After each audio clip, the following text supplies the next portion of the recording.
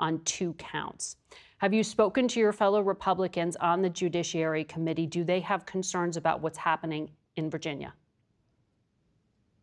Well, I plan on doing that this week. And what I see this as a former prosecutor myself, this is weaponizing the Justice Department, basically taking a career prosecutor who was recommended by the Republican governor of the state of Virginia, clearly has Republican roots, who made a decision based on the evidence over a period of months, made a decision.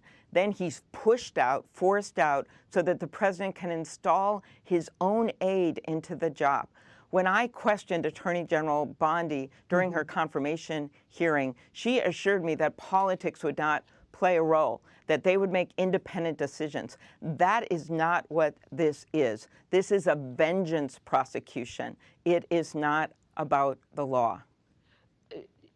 You also worked on investigating January 6, 2021, and the attack in the United States Capitol. FBI Director Kash Patel yesterday said publicly 274 FBI agents were, quote, thrown into crowd control on that day against FBI standards. President Trump also said publicly that FBI agents acted as agitators who were secretly placed against all rules, regulations, protocols, and standards into the crowd prior to and during the attack. This contradicts what the Inspector General said in a published report that said there was no evidence of undercover employees in the crowd, and that there were hundreds of special agents and employees who came in after the Capitol Hill police asked for them.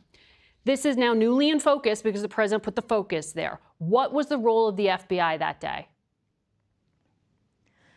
I chaired the investigation of the security problems, along a bipartisan investigation with Senator Peters and then Senator Blunt and Senator Portman.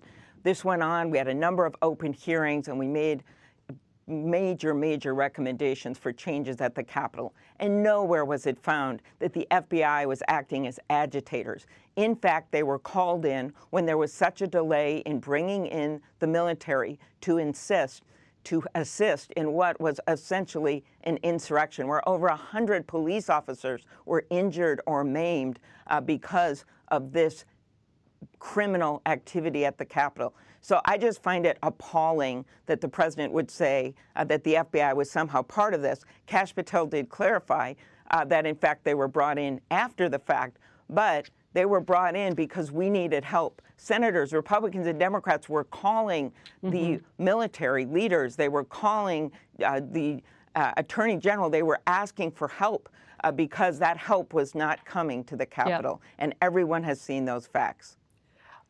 Senator, thank you for your insight there. We'll be watching what happens here as the president tweeted both of those things and in reference to former director Chris Wray. We'll be right back with a lot more Face the Nation. Stay with us.